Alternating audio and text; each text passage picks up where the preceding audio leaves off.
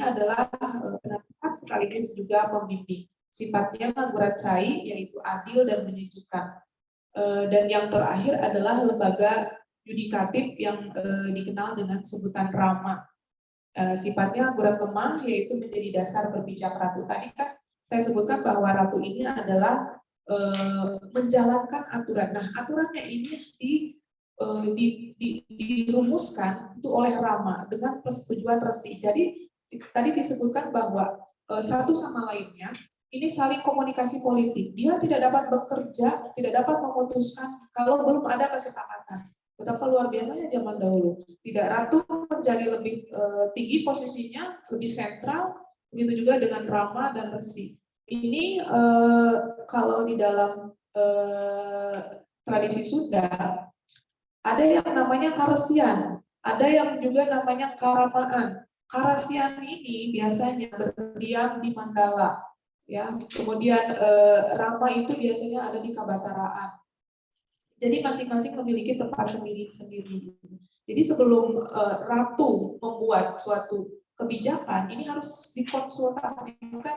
Begitu pula ketika Resi atau Rama mau membuat suatu kebijakan, maka harus berkonsultasi lagi dengan dua yang lainnya.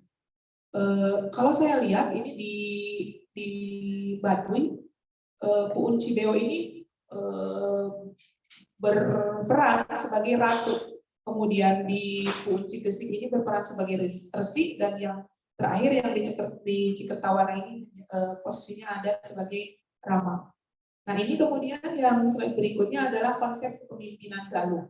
Jadi pemimpin-pemimpin Galuh itu tugasnya adalah ngeretakkeun balarea jeung liana dan juga ngeretakkeun bumi lamba. Apa yang dimaksud dengan ngeretakkeun balarea jeung liana dan juga ngeretakkeun bumi lamba? Ini yang pertama adalah mensejahterakan seluruh manusia gitu ya. Sedangkan yang ngeretakkeun bumi lamba adalah mensejahterakan alam sekitarnya, jadi menjaga manusia dan lingkungannya. Kemudian juga harus memiliki pangimbuhing tua. Pangimbuhing tua ini adalah pamor. Pamor itu kalau di dalam bahasa Indonesianya adalah harisma. Betul, harisma Pak. Terima kasih Pak mengingatkan. Kemudian harus juga bersifat dasar prasangka. Ini adalah 10 dasar kebijakan pemerintahan. Dan terakhir adalah harus bersikap astaguna. Astaguna ini adalah sikap 8 kebijakan. Nah, ini bisa dilihat pangimbuhing tuah itu adalah pelengkap pamor atau harisma pemimpin. Sementara ini ada sekitar 12, ada 12 pelengkap harisma gitu ya. Ada imut, maka disilakan itu dibaca saja. Ya, kemudian ada lekun, ada emet, kemudian ada langsitan. Nah, ini gawitan, ini semua sifat-sifat ini semua harus kita miliki, betul tidak? Coba, yang pertama lekun, kita harus tekun dan ulet. Setiap kita harus tekun dan ulet. Kalau kita pengen sesuatu harus mengusahakan, harus mengikhtiarkan. Itu di situ jelas harus tekun dan ulet gitu ya. Contoh lain adalah Purusa Ningsa. Purusa Ningsa ini adalah jujur dan berani. Jujur itu malah menjadi dasar ini ya, dasar. Sekarang itu menjadi dasar, menjadi hal utama. Karena ketidakjujuran nanti akan merusak segalanya. Ya. Bisa jadi Pak, untuk kenaikan BBM juga berasal dari ketidakjujuran. Ya, karena faktanya, saya tidak menjelekan pemerintah, hanya ngegibah aja sedikit. Karena memang faktanya bahan bakar yang dijual oleh swasta itu lebih murah daripada BBM yang dijual oleh pemerintah. Untuk pemerintah. Kemudian nah ini dia yang ingin bicarakan, saya dongengkan kepada Anda semua. Ini adalah sikap kepemimpinan Astaguna. Yang pertama itu adalah sikap Ahiman. Ahiman ini adalah sikap tegas, kemudian Animan adalah sikap lemah lembut, halus budi, dan itu ketinggalan satu, luwes. Jadi tiga hal ini tidak boleh lepas gitu. Jadi tidak boleh, harus lemah lembut, harus halus budi, dan sekaligus. Kemudian yang ketiga adalah Mahiman. Mahiman ini adalah berwawasan luas. mungkin dasar dari konsep literasi gitu. Ya, karena harus membaca, mendengar, menyimak, juga menulis. Apalagi orang sejarah. Orang sejarah tidak punya tulisan, agak diragukan ya Pak ya. Karena Anda harus menghasilkan sesuatu yang diingat oleh masa-masa berikutnya. Jadi harus punya tulisan, harus banyak menulis. Kemudian yang selanjutnya adalah lagiman. Lagiman ini adalah terampil. Kemudian isitwa yang tadi saya bilang bahwa ini adalah dasar dari seluruh sifat kepemimpinan sebetulnya. Isitwa ini adalah jujur. Kemudian selanjutnya adalah prakamya, yaitu ulet dan tekut. Kemudian ada prakti, tepat sasaran. Kemudian wasitwa adalah terbuka pikiran. Ini juga penting, terbuka pikiran, karena kalau sudah sudah, kalau orang sudah bilang cepat itu adalah sempit pikirannya, itu sulit itu untuk menerima perubahan, sulit untuk berubah, ya seperti itu. Nah ini saya akan selanjutnya ini akan saya mendongengkan tadi, janjinya adalah sikap-sikap contoh dari sikap-sikap kepemimpinan Bupati Galuh yang berbasis konsep Parigai ya. Contoh yang pertama adalah dari sikap Ahilman. Yang pertama adalah menolak membayar pajak. Ini pada masa pemerintahan Adipati Natadikusuma pada tahun 1801 sampai 1806, yaitu ketika Daendels mulai berkuasa di Jawa ya. Ini Natadikusuma ini menolak untuk membayar pajak, pajaknya berupa uang. Kenapa menolak membayar pajak? Karena rakyat sudah dikenai wajib setor. Apa? Setor penanaman. Jadi ada tanaman-tanaman tertentu yang harus disetorkan. Galuh itu harus menyetor tarum. Tarum itu adalah nila atau indigo yang menjadi bahan utama warna biru. Tetapi biru, kemudian ungu, kemudian hitam. Ini wajib. Dan Galuh itu menjadi penghasil tarum terbesar selain India. Dan ini diekspor sampai ke Eropa. Ini menolak membayar pajak berupa uang karena rakyat dianggap sudah menyetorkan hasil penanaman. 1 tarum, 2 kapas, 3 lada, 4 padi, dan juga tembakau. Tapi tembakau dihapuskan. Kemudian yang selanjutnya adalah menolak perluasan penanaman nila. Karena menanam nila ini, nila dianggap sebagai komoditi ekspor yang luar biasa besar, dibawa sampai ke Eropa, diperdagangkan di Eropa. Karena memang hampir seluruh kehidupan di benua Eropa itu membutuhkan warna-warna nila sebagai warna dasar untuk membuat warna hitam, membuat warna biru, membuat warna ungu dan lembayung, itu diperlukan sekali. Nah, karena hawak teh jadi serakah tamak gitu ya. Karena ini laku sekali di Eropa, maka diperluas gitu wilayah tanamnya yang tadinya ada di daerah tadinya di ladang-ladang gitu ya, di padang-padang rumput, ini merambah ke sawah gitu. Kalau sudah merambah ke sawah kan dari mana rakyat bisa bisa menanam padi? Bagaimana caranya bisa menanam padi kalau sawah saja sudah harus ditanami oleh tarum? Dan pekerjaan tarum ini luar biasa gitu.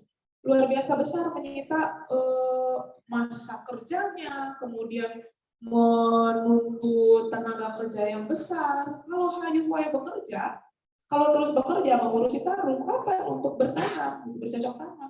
Artinya kalau tidak bercocok tanam kan berkurang tuh padi gitu. Sementara masyarakat pada masa itu padi menjadi bahan makanan yang utama dan sekaligus juga untuk dijual. Kalau sudah tidak ada padi, tidak ada bisa di mana, tidak ada yang bisa dijual, dari mana penghasilan rakyat? Makanya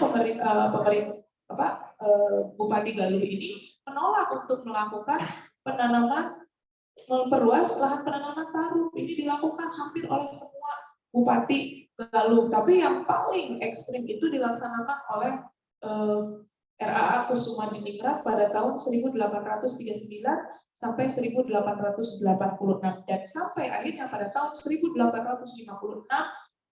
kultur stelsel tarum itu dihapuskan oleh pemerintah kolonial Hindia Belanda. Sebelumnya itu di masa pemerintahan Suta Dinata, jauh sebelumnya 1760 sekian, saya lupa 60 berapa, 67 kalau nggak salah. Itu ekstrim juga masyarakat Galuh. Jadi inilah yang saya pikir ini adalah resistensi terhadap pemerintahan kolonial. Apa bentuk resistensinya? Mereka bekerja atau pemerintah, sok melak tarung, nanam tarung. Oke, nanam tarung, tapi lucu gitu. Kalau menurut saya lucu ini resistensi terhadap pemerintah Belanda. Pagi-pagi ditanam benih tarung, karena benih tarung ini didatangkan dari India. Saat awal-awal itu belum banyak ya. Jenis yang dikembangkan di Galuh ini spesial, tarung musiki dan tarung kembang. Pagi ditanam, kemudian dia tumbuh, ya dipindah Pawinian, kemudian dipindah ke Pawinian itu untuk menebarkan biji-bijinya. Kemudian kalau sudah tumbuh, dibawa ke sawah, gitu. Kemudian ditanam. Pagi ditanam, sore disiramnya bukan pakai air dingin, pakai air panas. Kan layu mati, diulang lagi sampai pemerintah kolonial akhirnya, ya wae bosan, gesan. Ya akhirnya sudah selesai gitu, seperti itu. Itu kan luar biasa gitu. Saat itu disuruh oleh bupatinya gitu.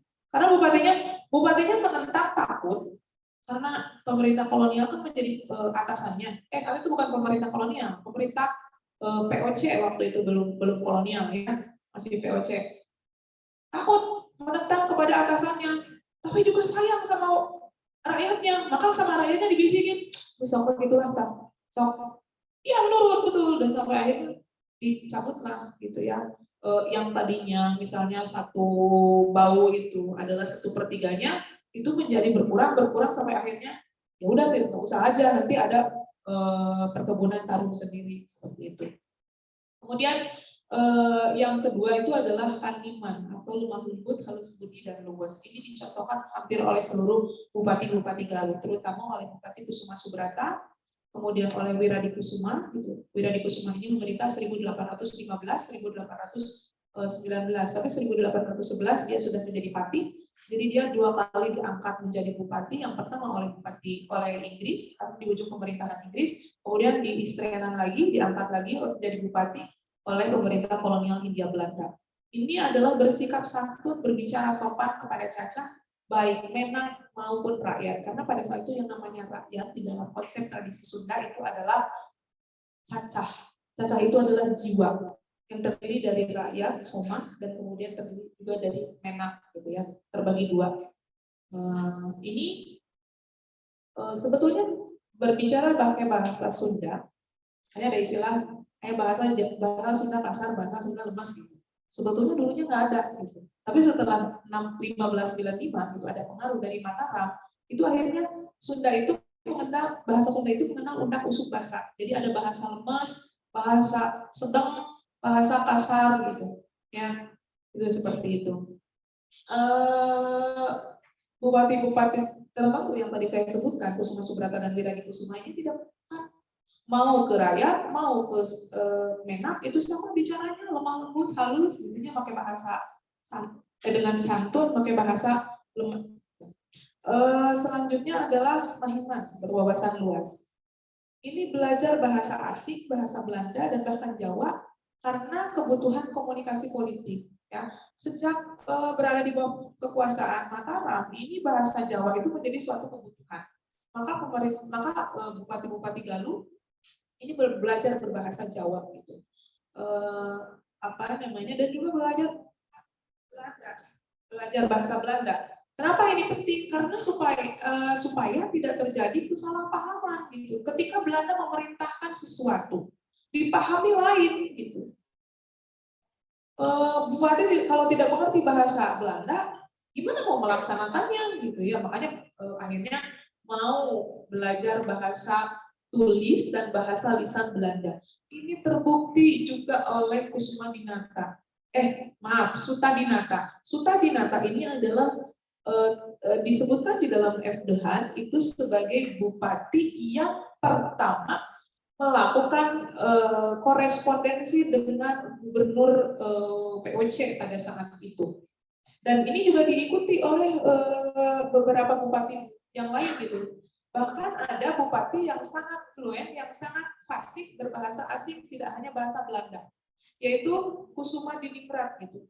Nah, Kusuma Diningrat ini adalah dianggap sebagai bupati pelopor modernisme di Priangan. Modernisme dalam hal apa? Dalam hal pendidikan gitu. Karena Galuh ini merupakan kabupaten pertama yang mendirikan sekolah formal dan juga sekolah kursus.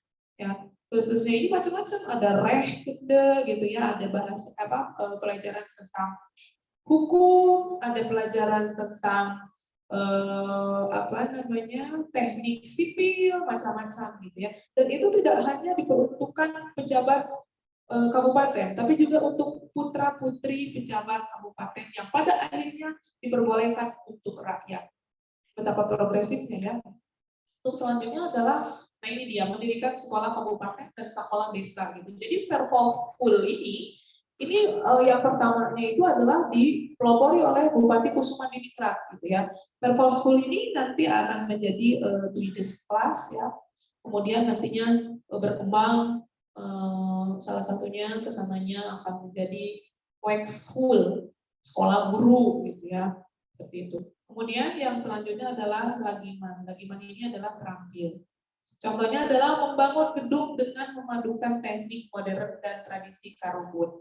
Artinya gini, gedungnya itu gedong.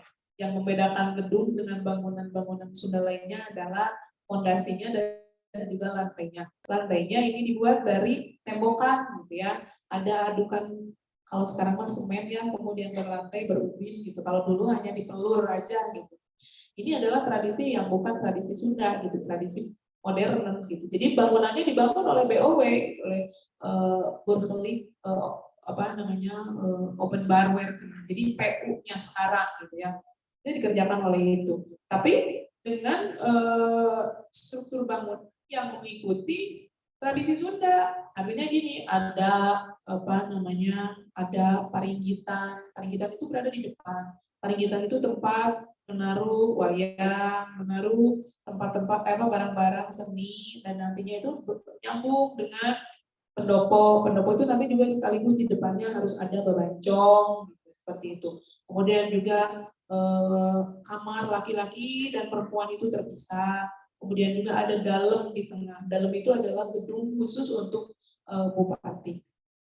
Kemudian untuk selanjutnya adalah Lagiman. Lagiman sudah ya. Dan yang kedua adalah menyelenggarakan aneka kursus seperti tadi saya sudah bilang ya, kepada putra-putri pegawai kabupaten, dan ini nanti akhirnya menyebar gitu.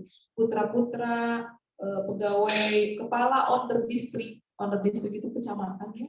Kepala putra-putra dan putrinya, putra dan putri, tidak hanya putra saja ya. Ya, terima kasih Bapak. Seperti itu. Kemudian selanjutnya adalah Isitwa. Ya, Isitwa itu jujur misalnya. Ini karena Natadi Kusuma ini sempat ini pemerintah kolonial paling takut dengan dengan Natadi Kusuma, karena Natadi Kusuma ini adalah orang yang sangat frontal sekali. Dia tadi tidak mau membayar pajak karena menganggap bahwa penyetoran tanaman itu sudah cukup. Nah ini ketika diadili, ini menjawab dengan jujur sekali gitu, dan ini membuat pemerintah kolonial Belanda kehilangan cara untuk menghukumnya. Kemudian ada Parakamia. Gitu.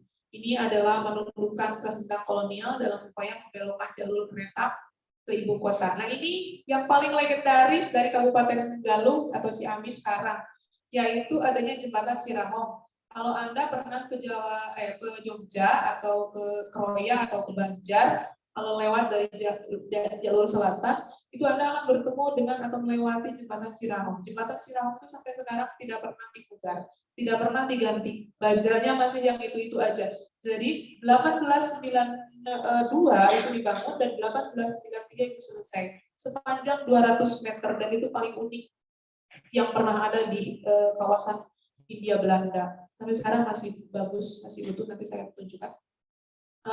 Selanjutnya adalah Prapti. Prapti ini adalah contohnya adalah kebijakan Kitri. Nanti silakan ditanyakan kebijakan Kitri, kemudian saluran irigasi, kemudian mendirikan pabrik-pabrik nila, pengolahan nila atau indigo atau tarum. Kemudian ini Wasitwa, contohnya adalah Gempungan dan Hajat Dalem. Nanti terhubung dengan Pangeran Arya Ahmad Jayadiningrat ya. Kemudian, nah ini adalah sedikit pamer. Ini adalah ensiklopedia Bupati Galuh. Ini adalah salah satu hasil dari kemarin waktu saya melakukan pendidikan S3. Ini adalah hasilnya, mengembangkan bahan ajar untuk mata kuliah sejarah Indonesia masa kolonial. Sebenarnya ini untuk satu CPMK ya, satu CPMK saja. Ini ya, ini menggunakan ilustrasi, ini digambar saya dengan mahasiswa saya, dan kemudian pewarnaan bagus-bagusnya ini oleh orang lain. Nah, ini contoh gedung Masjid Agung yang didirikan pada tahun 1856, dan pertama kali dipugar itu 1882. Ini saya dapatkan dari Tropen Museum. Selanjutnya ini adalah jalan menuju Cirebon. Ini ruas Cikijing. Mau ke Cikijing ini dari Galuh ya. Mau ke Cirebon ini dikeraskan. Kalau dulu kan tidak keras, hanya ada jalan tanah. Bagaimana caranya mengeraskan? Itu dikerjakan oleh Bupati Galuh. Itu oleh ayah dan putranya, Kusuma Diningrat dan Kusuma Subrata. Kemudian ini, nah ini yang saya tadi tunjukkan. Ini jembatan Cirahong sekarang. Kemudian ini jembatan Cirahong dulu ya. Pertama kali dibangun 1892 bulan Agustus. Selesai dilewati oleh kereta pertama, itu adalah kereta dari Bandung menuju Yogyakarta, itu 1893 bulan Desember. 1 tahun lebih sedikit sudah selesai. Dan itu yang mengerjakan tidak hanya pegawai dari buruh dari buruh yang dikenakan pajak Gangster, tapi juga oleh arsitek-arsitek dari Jerman, dari Belgia juga. Seperti itu. Ini contohnya adalah Mrs. School. Ini adalah sekolah putri. Sekolah putri ini didirikan pada tahun 1914. Sebetulnya ini terinspirasi dari Raden Dewi Sartika, dari sekolah istri, sekolah keutamaan istri. Ini ada di Ciamis. Sekarang di Jalan Jenderal Sudirman yang sudah jadi gedung pengadilan kalau tidak salah. Itu saja mungkin yang ingin saya sampaikan ya. Ada beberapa contohnya juga, nanti membahas untuk kita diskusikan. Terima kasih, Bapak. Terima kasih. Sangat luar biasa sekali pemaparan materi dari beliau. Beliau tadi cerita banyak sekali ya, dari kepemimpinan Bupati Galuh dari 1618 sampai 1914, dan nilai-nilai kepemimpinan Astaguna yang terdapat dalam konsep kepemimpinan Sunda. Tadi ada Ahiman, Animan, yang paling saya ingat itu praktik. Karena di kampung saya banyak yang namanya praktik. Jawa saya ya yang artinya tepat sasaran ya, Bu. Ya. Selanjutnya sesi tanya jawab. Mungkin 3 pertanyaan terlebih dahulu. Silahkan bagi Bapak Ibu atau rekan-rekan mahasiswa yang ingin bertanya. Silakan.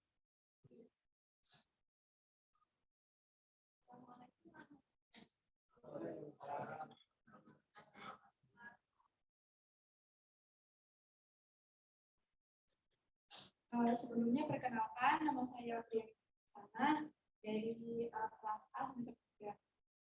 Tadi kan dijelaskan ada sikap kepemimpinan Astaguna yang terdiri dari 8 sikap.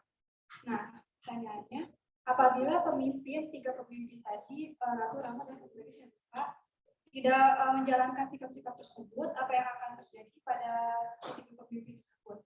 Dan apakah 8 sikap tersebut masih diterapkan di Galuh atau Ciamis sekarang? Terima kasih.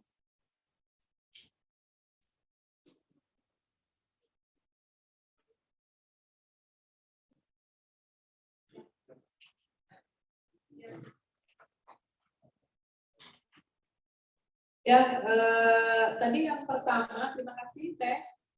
Yang pertama, bagaimana kalau pemimpin yang 3 itu tidak melaksanakan sifat ini?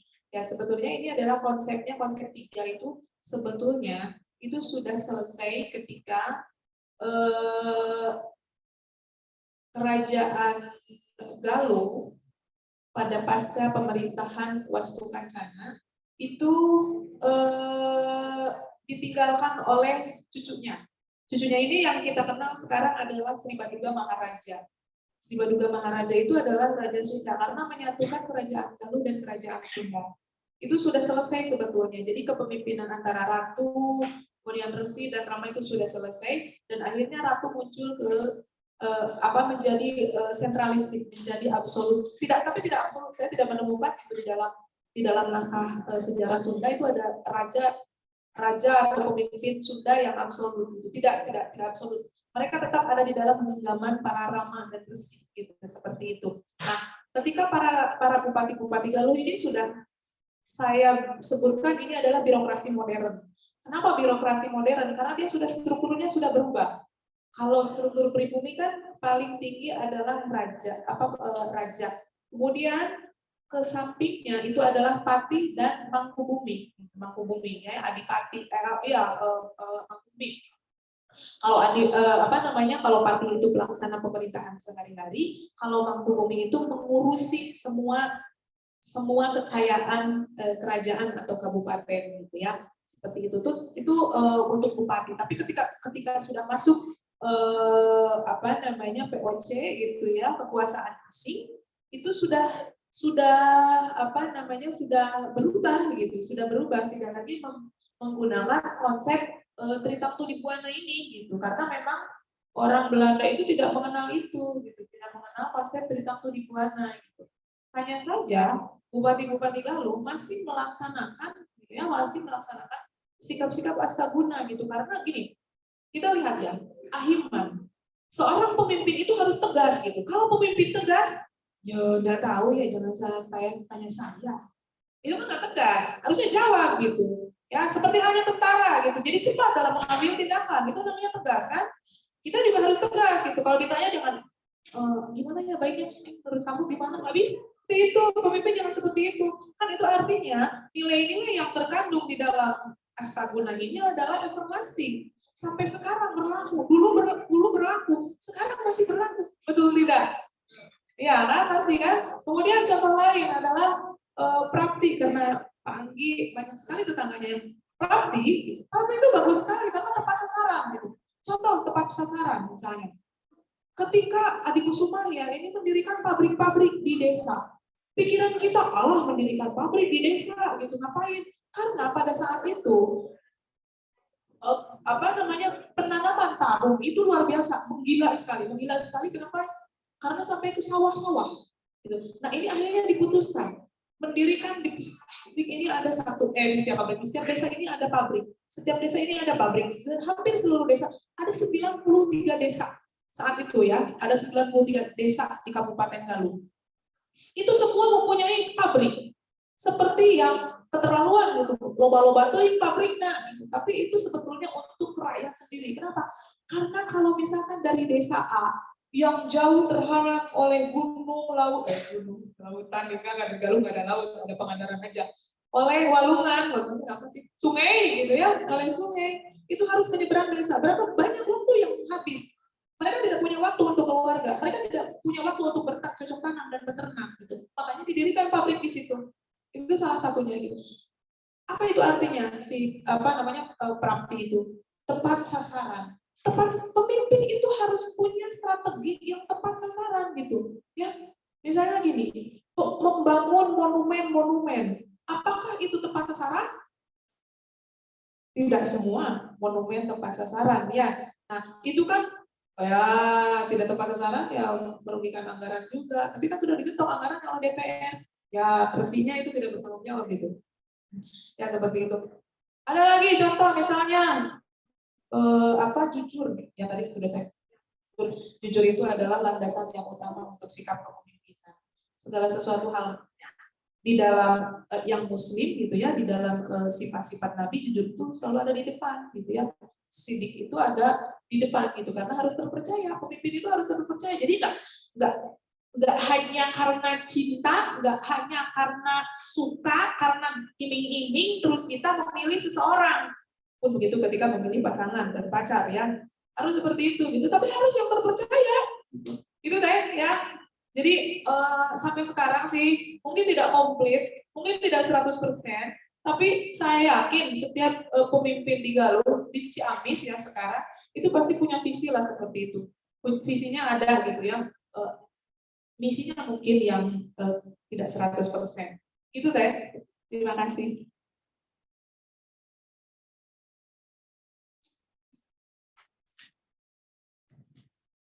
Terima kasih Ibu Yulia atas jawabannya. Bagaimana dari Risa ya? Sudah cukup atau ada? Tadi sudah cukup? Oh iya. Baik. Ada pertanyaan lain? Silakan. Oke, ya sebelahnya. Putri ya? Iya. Minta tolong di kasih Putri.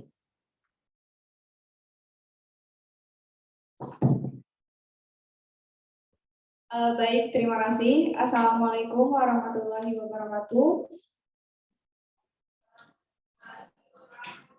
Mohon izin Bapak dan Ibu dosen serta rekan-rekan yang hadir pada hari ini. Sebelumnya izin memperkenalkan diri, nama saya Putri Maharani Adila. Mohon izin untuk bertanya. Nilai moral apa yang dapat kita ambil dari kepemimpinan Astaguna? Serta bagaimana kita seorang mahasiswa dari jurusan pendidikan sejarah dalam mengimplementasikan nilai-nilai sikap kepemimpinan Astaguna ini kepada masyarakat sekitar ataupun dalam pelajaran pendidikan sejarah. Terima kasih. Assalamualaikum warahmatullahi wabarakatuh. Waalaikumsalam warahmatullahi wabarakatuh. Langsung saya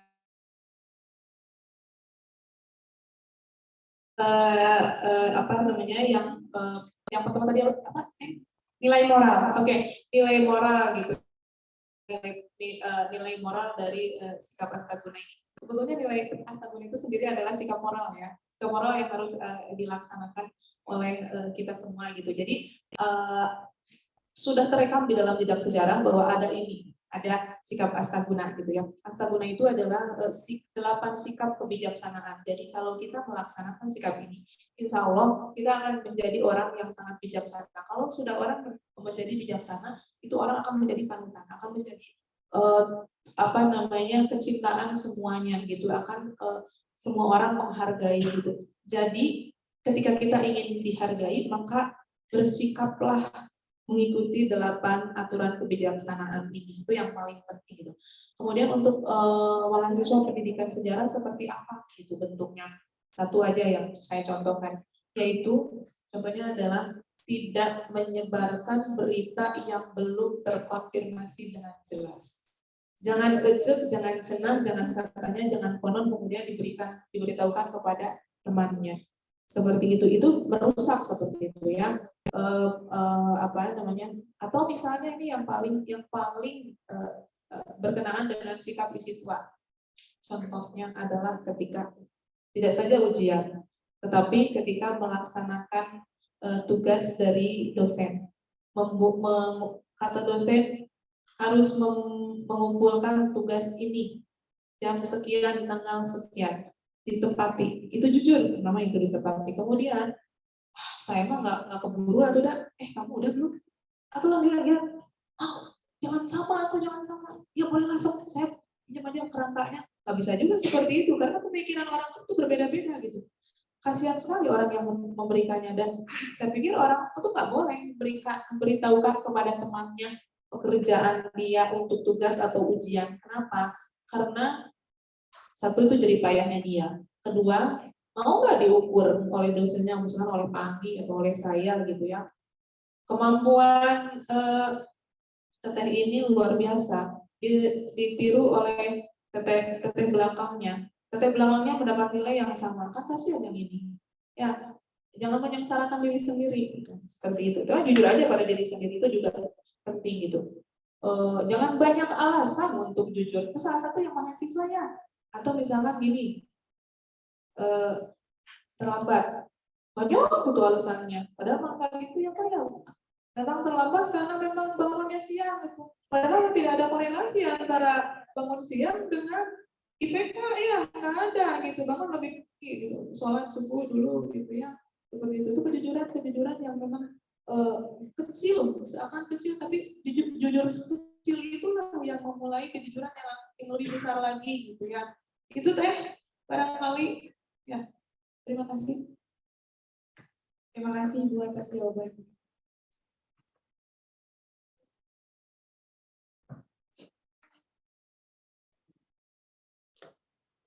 Terima kasih Bu Yulia. Putri, sudah cukup? Bapak sudah cukup. Oke. Ada pertanyaan satu lagi? Kalau tidak ada, mungkin saya boleh bertanya. Tadi kan Ibu sudah menjelaskan kalau ada bupati Galuh yang berpihak kepada rakyat.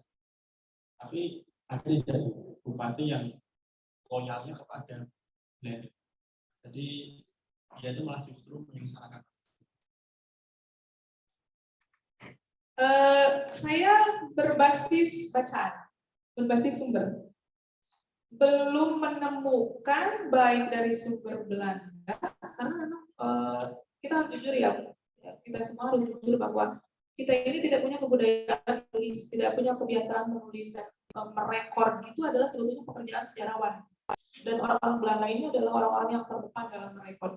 Nah, dalam merekord itu saya belum menemukan ada kalimat atau ada keterangan bahwa Bupati Galuh ini lebih mementingkan atau lebih berpihak kepada Belanda. Padahal sebetulnya gini, itu adalah dua sisi yang tidak bisa dipisahkan. Ada, maksudnya gini, dia sebagai bawahan sudah pasti ingin menyenangkan pimpinannya, apalagi ada iming-imingnya, ada uangnya. Gitu. Karena gini, misalnya setiap penyetoran, gitu ya, penyetoran wajib, misalkan nyetor kapas gitu, itu kan mendapat persentase gitu, persentase yang bagaimana caranya supaya mendapatkan persentase yang tinggi gitu. Ada di dalam catatan. Tapi saya menemukan ada catatan itu dalam catatan Presiden Cirebon. Ini ada 2 Bupati Galuh. Sebetulnya Bupati Galuh itu saya jadi seakan-akan kesukuan ya, padahal mas kesukuan. Tapi memang betul ini faktanya bahwa ada 2 Bupati dari Galuh yang tidak pro rakyat, tidak disebutkan memihak kepada Belanda, tetapi tidak pro rakyat, jadi tidak melindungi rakyat Kabupaten Galuh. Tetapi ternyata Bupati ini adalah bukan Bupati dari Galuh. Jadi bupati yang diangkat dari kabupaten lain, bupati yang dari Cirebon, dua-duanya dari Cirebon. Ini salah satunya adalah Bupati Pangeran Arya Cirebon. Ini bupati ini dia mau memindahkan pusat pemerintahan dari Ciamis sekarang itu ke Pangandaran, ke daerah Pangandaran, ke pesisir selatan. Itu ditentang gitu, ditentang. Kenapa? Karena sangat tidak masuk akal. Ibu kota ada di ujung gitu. Walaupun di dalam pemikiran bupati tersebut sama posisinya dengan Cirebon. Nah, Cirebon mah kan Pantura mah riak lautnya juga tidak sedahsyat pantai selatan gitu. Pantai selatan kan sulit untuk diarungi ya, seperti itu. Kemudian juga suka meledek. Nah, ini ada catatannya di dalam catatan Presiden Cirebon dan juga asisten Residen Galuh. Itu disebutkan bahwa suka bilang gini, karena orang Ciamis itu mungkin ada yang saudaranya Ciamis, temannya orang Ciamis, pacarnya orang Ciamis, maka datang ke Ciamis. Orang Ciamis itu suka dengan ikan, dengan apa bahasa sininya iwak. Iya, suka dengan ikan gitu. Orang Ciamis itu ya, hanya kalau mau bergurame Ciamis. Guramenya berbeda gitu dengan gurame Banten, gurame Serang, gitu ya. Karena memang tanahnya juga berbeda. Nah, sangat suka dengan ikan, gitu. Ikan-ikan ini bahkan diselongkan di sungai kecil itu banyak sekali ikannya. Nah, Bupati Nata Praja ini menyebutkan bahwa iya mah orang Ciamis teh udah hinaan itu untuk orang Ciamis mah orang, karena dia mengartikan orang Ciamis di dalam bahasa Cirebonan. Urang artinya udang, maknanya kan amis. Padahal amis dalam bahasa Ciamis, dalam bahasa Sunda itu adalah manis. Jadi orang Ciamis itu Cirebon bau hanyir. Gitu kan itu membuat rakyat tidak menyenangi bupati itu gitu. Karena faktanya gini, kenapa disebut Ciamis? Tidak mungkin Sastrawinata mengganti nama Kabupaten Galuh menjadi nama Ciamis kalau tidak ada maknanya. maknanya adalah bahwa Ciamis itu sumber air di mana airnya terasa ada manis-manisnya gitu, seperti air mineral ya. Nggak, tapi betul manis gitu. Tandanya apa? Di sekitar Ciamis bagian utara, gitu, dari pusat ibu kota ke utara, gitu, sejalur gitu ya, itu air tanahnya ada rasa-rasa manis. Maka silakan dicoba kalau tidak percaya. Tandanya adalah daerah-daerah yang sepanjang daerah itu ditumbuhi oleh pohon bungur. Pohon bungur itu menjadi penanda alam ketika musim hujan akan tiba. Jadi ketika pohon bungur mulai dari meranggas, itu mulai ada peruntulan hijau-hijau, itu rakyat petani sudah mulai turun tuh ke sawahnya, sudah mulai membenahi selokan-selokan, aliran-aliran sungai. Dan di daerah sepanjang pohon bungur itu, airnya lebih manis dibandingkan air-air yang lain. Bukan semanis gula ya, tapi memang ada manis-manisnya gitu. Begitu, Pak. Sebetulnya ada lagi satu lagi gitu ya. Satu lagi ini adalah bupati yang kabur. Sama dari Cirebon juga, ini kabur Pak, meninggalkan karena tidak sanggup memimpin rakyat yang berbeda kebudayaan dan tradisinya dengan beliau gitu. Jadi akhirnya memilih kabur, betul kabur diam-diam melalui dalam gitu, melalui wiki. Kan Ciamis itu langsung beras langsung ke mana Cirebon. Jadi pulang ke Cirebon tanpa pamit. Itu seperti itu. Ada catatannya di catatan asisten presiden Galuh itu. Itu barangkali Pak. Terima kasih. Terima kasih banyak atas jawabannya. Berhubung ini sudah menunjukkan pukul 15 lebih ya, dan saya lihat juga sudah lelah semuanya, termasuk saya sendiri. Ya, terima kasih kepada Ibu Dr. Yulia Sofyani yang sudah menyampaikan materi yang sangat luar biasa. Banyak sekali ilmu baru yang kita semua dapatkan ya, tentang nilai-nilai astabuna, kemudian tentang banyak cerita ya, terkait dengan Bupati Galuh, mulai dari zaman VOC sampai dengan zaman kolonial, pemerintah kolonial. Dan untuk yang terakhir, izinkan saya mengutip perkataan dari Dr. Yulia. Jadi untuk kita semuanya harus menerapkan dan mengimplementasikan nilai-nilai astabuna tadi dalam kehidupan sehari-hari.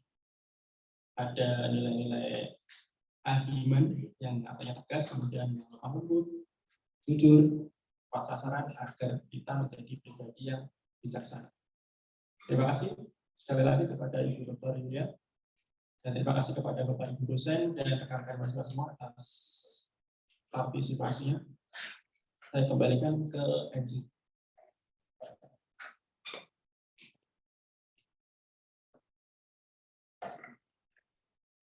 Terima kasih kepada Ibu Yulia Sofyani atas materi yang telah disampaikan dan juga kepada Bapak yang jadi moderator. Untuk teman-teman jangan lupa untuk mengisi absensi.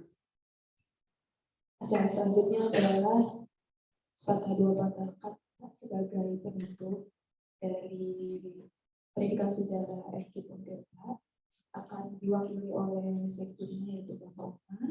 Bapak Umar.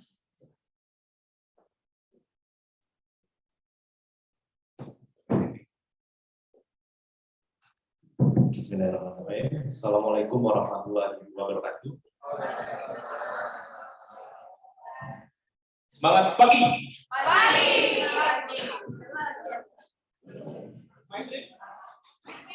Semangat pagi. Pagi. Matrix. Alhamdulillah. Yang terhormat Bu Kajur Pendidikan Sejarah. Ini diwakili oleh saya selaku sekjur.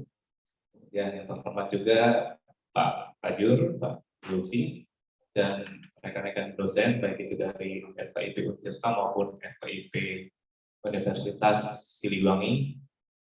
alhamdulillah ini sudah di akhir rangkaian acara untuk tanggal 9 September 2022, kegiatan implementasi dalam hal kerjasama antara jurusan pendidikan sejarah Universitas Siliwangi dengan Universitas Sultan Tirtayasa.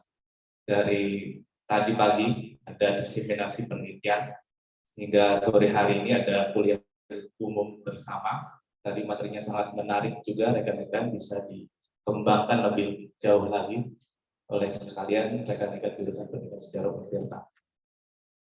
Dan ini juga bukan akhir rekan-rekan dari kerjasama kita, dan sebagai penanda awal, karena kedepannya kami yang perlu diketahui rekan-rekan mahasiswa akan membangun lagi rencana kerjasamanya, baik itu seperti tadi kuliah umum bersama maupun penelitian, pengabdian dan lain sebagainya antara kedua jurusan ini, seperti itu. Jadi mohon doa dan dukungan dari kita semua rekan-rekan.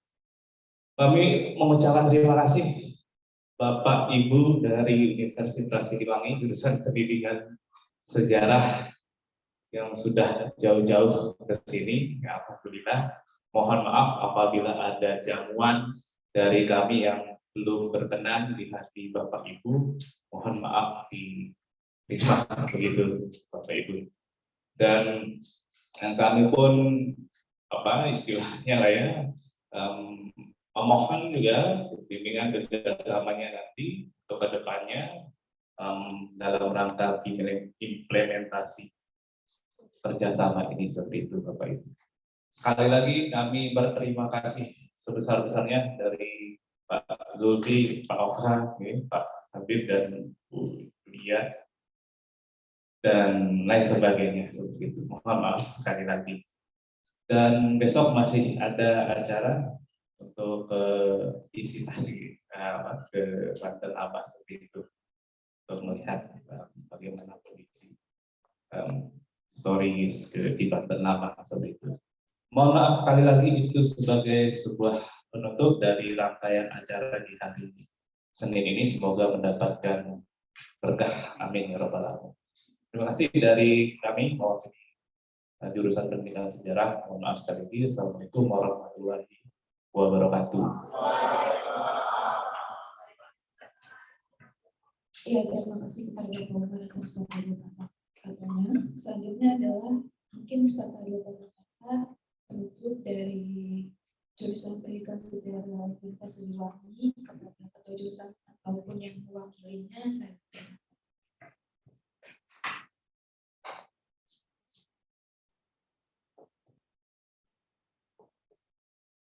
Baik, terima kasih MC. Bismillahirrahmanirrahim. Assalamualaikum warahmatullahi wabarakatuh. Ya, alhamdulillah waktu sudah menunjukkan pukul 15 lebih ya. Dan mudah-mudahan semangat yang tadi pagi tetap berdiaspora sampai saat ini ya. Atau mungkin sampai selanjutnya. Sehingga apa yang dicanangkan mengenai Untirta Jawaranya itu tetap terang benderang. Baik, kepada yang saya hormati ketua jurusan, sekretaris jurusan, dan dosen-dosen jurusan Pendidikan Sejarah FKIP Untirta. Dan kepada yang saya hormati dosen-dosen dari jurusan Sejarah Unsil, dan kepada yang saya banggakan seluruh mahasiswa dari jurusan Pendidikan Sejarah Untirta dan dari peserta yang ada di Zoom ya. Ternyata ketika saya lihat ternyata ada juga mahasiswa kami yang melihat dari kegiatan ini. Ya, Pak Umar, kami pun sama mengucapkan terima kasih yang sebesar-besarnya dari kami kepada mahasiswa dan kepada dosen-dosen jurusan Pendidikan Sejarah. Mudah-mudahan ini bukan awal dan akhir ya. Mudah-mudahan setelah ini justru akan lebih banyak lagi kegiatan-kegiatan aktualisasi yang nantinya juga saling melibatkan antara mahasiswa dan dosen, baik itu dari Untirta maupun dari Unsil. Dan juga kami juga memohon maaf yang sebesar-besarnya jika ada suatu hal atau lebih yang dirasa kurang berkenan dari mahasiswa ataupun dari dosennya. Bagaimanapun juga, ya, Kami bukan manusia yang sempurna, jadi mohon dimaafkan jika ada hal yang kurang berkenan. Dan seperti yang saya sampaikan,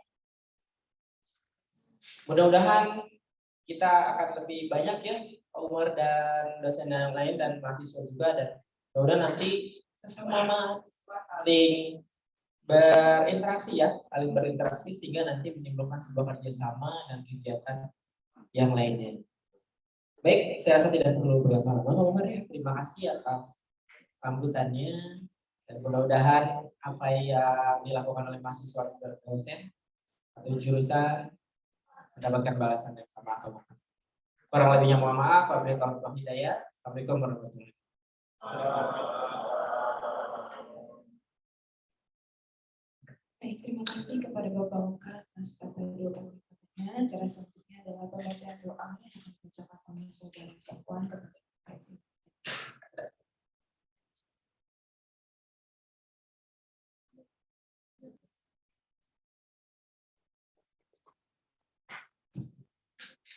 Assalamualaikum warahmatullahi wabarakatuh.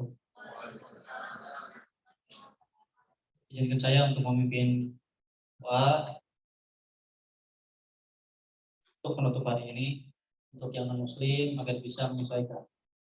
A'udzubillahi minasyaitonirrajim. Bismillahirrahmanirrahim. Ya hayyu ya qayyum la ilaha illa anta subhanaka inni minaz zalimin. Allahumma shalli ala sayyidina Muhammadin fil awwalin wal akhirin wa barik wa sallim wa radhiyallahu ta'ala an sahabati Rasulillah ajma'in. Allahumma ba'id baini wa baina khataayaka wa syirki wal maghrib. Allahumma naqqini min khataayaka ma yunqqa al-abiri min al-nas. Allahumma ghsilni min khataaya bil ma'i wa salji wal barad. Allahumma inni a'udzubika min adzabi jahannam wa min adzabil qubur wa min fitnatil mahya wal mamat wa min syarri fitnatil masyid dajjal. Allahumma inni as'aluka ilman nafi'an wa rizqan thayyiban wa amalan mutaqabbalan. Rabbana taqabbal minna innaka antas samiul alim wa tub 'alaina innaka antat tawwabur rahim. Rabbana atina fid dunya hasanah wa fil akhirati hasanah wa qina adzabannar. Sallallahu ala nabiyina Muhammad wa ala alihi wasallam. Badika summa izzati amma yasifun wa salamun ala mursalin walhamdulillahi rabbil alamin. Assalamualaikum warahmatullahi wabarakatuh.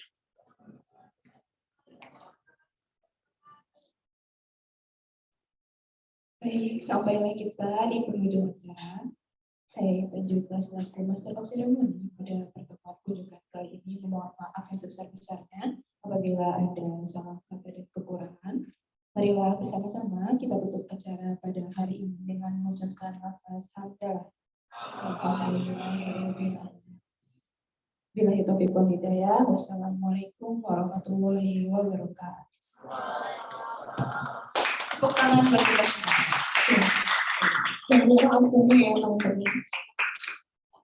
Sekarang kita sesi foto bersama. Boleh berdiri teman-teman semua.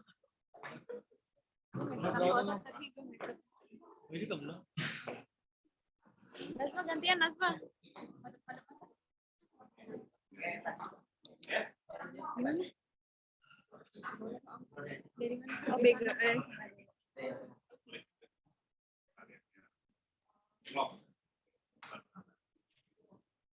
Apaan? Fotoin dong.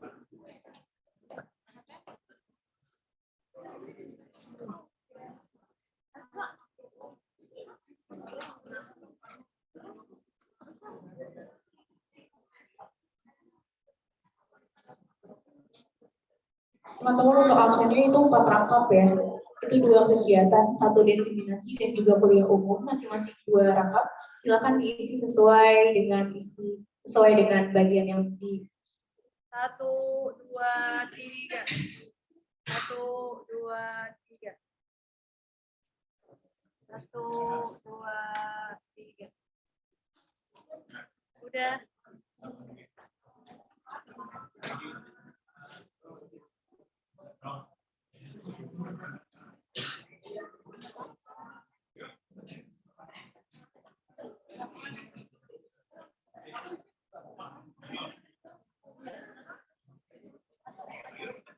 Diusilakan untuk kepada mahasiswa yang sudah tanda tangan ataupun absen, diusilakan untuk meninggalkan ruangan. Bagi yang belum mengisi absen, silakan mengisi absen terlebih dahulu. baru meninggalkan ruangan. Terima kasih. Ya,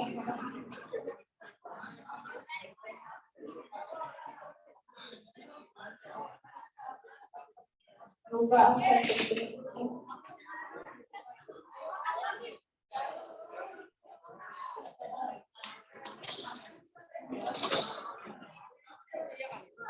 Kepada teman-teman media untuk tidak meninggalkan ruangan terlebih dahulu. Sekali lagi untuk teman-teman media untuk tidak meninggalkan ruangan terlebih dahulu.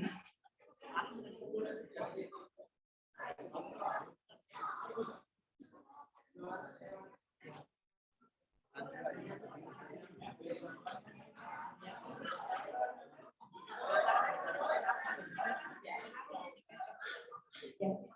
Sekali lagi kami ucapkan terima kasih kepada seluruh mahasiswa jurusan pendidikan sejarah yang telah menghadiri definisi penelitian dan juga kuliah umum bersama dosen dari Universitas Siliwangi. Mohon kepada peserta yang belum mengisi absen atau menyatakan untuk mengisi absen terlebih dahulu sebelum meninggalkan ruangan. Terima kasih. Dan kepada anggota media, teman-teman media untuk tidak meninggalkan ruangan terlebih dahulu. Terima kasih.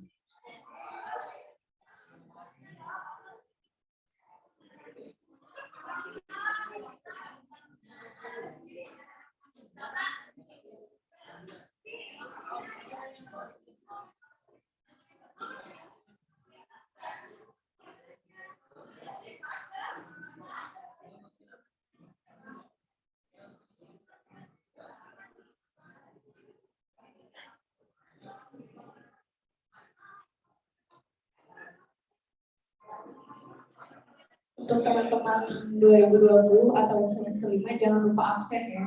Absennya berupa selfie di rumah mata kuliah.